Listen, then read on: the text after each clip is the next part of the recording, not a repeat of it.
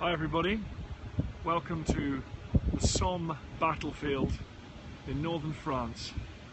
That is the Thiepval monument. It's the largest Commonwealth war graves monument anywhere in the world, and it commemorates the missing who died on the battle at the Battle of the Somme. 72,000 names, men who died here have no known grave.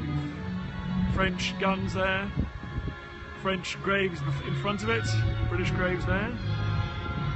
And a field of wildflowers here, poppies. Thanks for sharing, guys. Thanks for sharing History Hit. Everyone, please follow History Hit on Facebook. That's where all these films end up. Beautiful field of wildflowers, cornflowers, poppies. Thanks for sharing, George. Thanks for sharing silver buttons. So here we go. Well, I am now standing overlooking the place where the British infantry would have attacked. Thanks for sharing, guys, all of you. Thank you very much appreciated. Up here, 100 years ago, right now, the British were launching incredibly brave but incredibly futile attacks to take this position up here. There's a slope down there. The British started right about where those trees are. They came up here. Thanks to Terry and Kerry. Who were those British troops? They were the Salford Pals, men who joined up from Salford in Lancashire, served alongside their friends.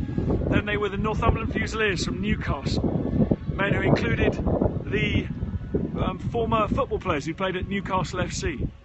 They advanced up here and they were cut to pieces, they were cut to ribbons by machine gun fire. The barbed wire here, hello from India, how you doing? The barbed wire here hadn't been cut, they were caught up on the barbed wire, and a German machine gun post here, about where that cross is now, tore them apart. It's a scary thing, but hundreds of men died here 100 years ago now. Thank you very much for sharing, guys, much appreciated.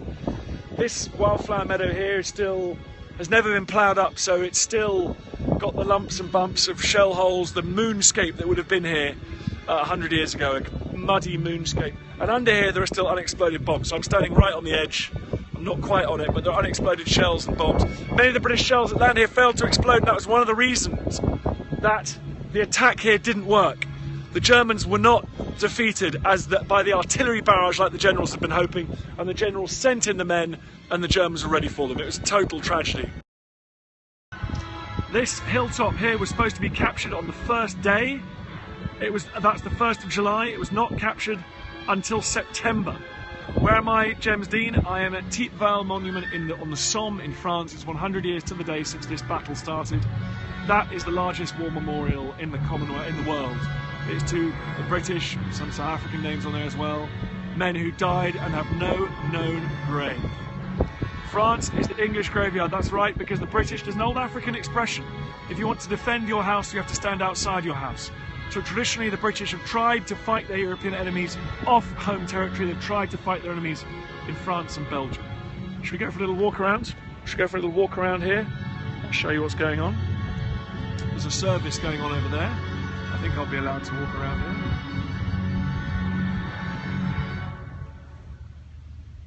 here. Over 72,000 names on that memorial. Across the sacrifice, I'm on the German front line now. Coming up to the French graves. All the world's leading leaders, politicians, dignitaries are over there, so it's nice to have this entire side of the cemetery to myself. Very unusual. And there you look down, that's the position that the British attacked up. How many died?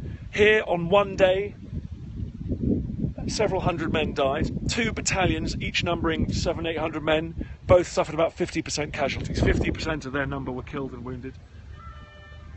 On the whole of the Somme, about 40 kilometres of battlefront, 60,000 men were killed and wounded in one day. 60,000 men killed and wounded in one day. British and Newfoundlanders, and the French suffered some casualties as well further south. Thank you for sharing, everybody. We've got a lot of people on the broadcast now. This is the Thiepval monument in France, in Somme. There's the Archbishop of Canterbury down there being interviewed. All the world's dignitaries are here. Let's look at, but more interesting than him are these tombs. Inconnu, unknown. In the whole of the Battle of Inconnu, unknown. More pour la France, died for France. Why didn't they change tactics sooner? They did try and change tactics, they just hadn't changed tactics enough. It would take them another year, 2 years before they'd realise just how to break through these German defences. And by that stage, well, it was a terrible learning curve, and by that stage millions of people had been killed and wounded. By the end of the Battle of Somme, 1 million French, British and Commonwealth soldiers had been killed or wounded. Perhaps 400,000 German soldiers as well. Let's not forget about them. It's Canada Day today. It's Canada Day. I'm a Canadian passport holder, so it's a very happy day for me. Let's go and look at the British graves over here.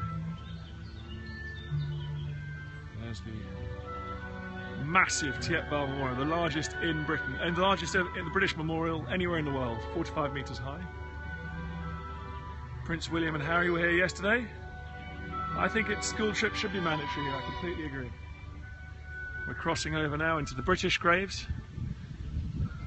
Just a sample of British soldiers were brought here. They were brought here to make sure that this was the leading war memorial really in France. Royal Warwickshire Regiment, 25 years old, this man here, R. Wilson. Here's a man, Royal Irish Rifles, rifleman, killed on the 1st of July 1916, 100 years ago today. He was killed. The music's coming from the service that's going on behind me. The world's leaders are here behind me, and there's a service going on. I've snuck away. 60,000 was only British, that's correct. There were far fewer French casualties. The French, it embarrasses me to admit, were actually did far better on the first day of the Somme. They used much better tactics, they suffered far fewer casualties, and the Germans suffered a few thousand casualties, it's thought, but 60,000 British and Newfoundland casualties. Let's not forget Newfoundland, appalling casualties suffered by Newfoundlanders. This man died 7th of October 1916, age 19.